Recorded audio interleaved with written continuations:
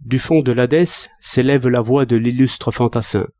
Ainsi je puis nommer Paul Doumer, plusieurs fois blessé, tué enfin par une balle perdue. Les morts, comme a dit Comte, gouvernent les vivants. Le chef d'hier gouverne encore. Et que disait-il à ses fils? Que dit-il à tous?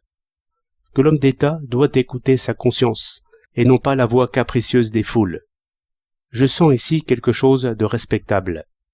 Quoique le peuple soit roi, il est évident que la rumeur populaire ne peut faire que ce qui est injuste soit juste. Et il y a un point de critique où il faut s'opposer au peuple au nom du peuple. Faites attention que nos meilleurs amis répètent présentement la même chose, et je suis sûr qu'ils sont sincères en cela.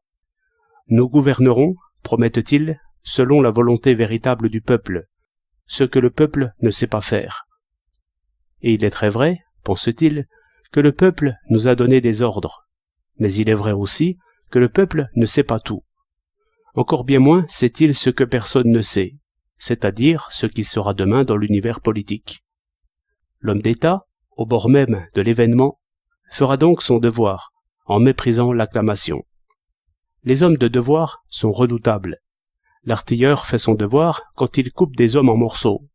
L'aviateur fait son devoir lorsqu'il descend par nécessité sur une maisonnette pleine d'enfants.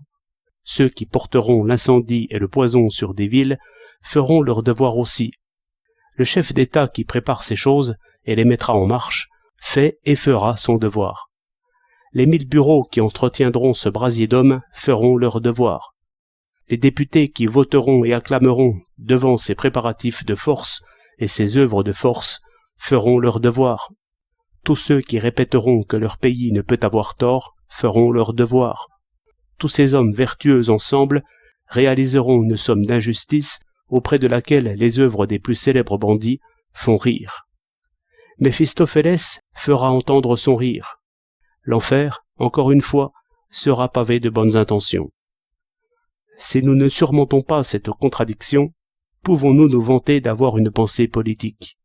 Sommes-nous le jouet des forces et devons-nous, d'accord avec tous les hommes de devoir, signer l'abdication de l'homme? Je demande qu'on écoute un peu plus attentivement la voix populaire. Elle a profondément senti que les événements humains n'ont rien de fatal, que la volonté de l'homme y est engagée, qu'elle en est responsable. Quoi? Quand on voit que le pilote arrive à faire sa route sur les flots aveugles, par une volonté qui ne cède jamais, dira-t-on que, sur les flots humains, il n'y a qu'à se laisser porter et à bien mourir? Mais non. La volonté populaire va droit à l'injustice et exige que d'abord l'impudent marchand d'armes, qui vend à tous, cesse d'être roi des armements et maître de morale.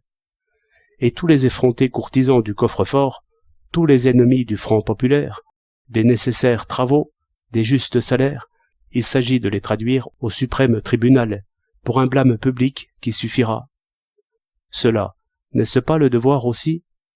Et réduire à l'obéissance les subalternes, maîtres de la force, au lieu de suivre aveuglément leurs secrètes alliances, et cette ivresse de victoire qui est toute leur pensée, n'est-ce pas le devoir? Et enfin, pour serrer de plus près l'orgueilleuse conscience, n'est-ce pas un devoir de sortir de la suprême puissance aussi pauvre qu'on y est entré? Mépris des richesses, n'est-ce pas devoir encore? Être arbitre entre le tyran et l'esclave, n'est-ce pas le devoir?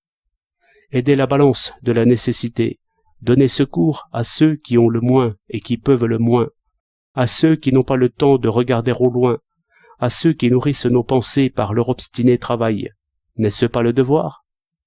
Ou bien le devoir est-il de laisser aller la nécessité comme elle va et de contresigner tous les pouvoirs de fait?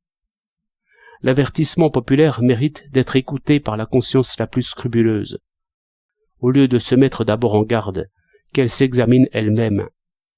Il faut qu'il y ait, dans une haute conscience, quelque écho de l'universelle conscience, une fraternité avec la charrue et le marteau, qui ont pris voix et qui ont même parlé assez fort.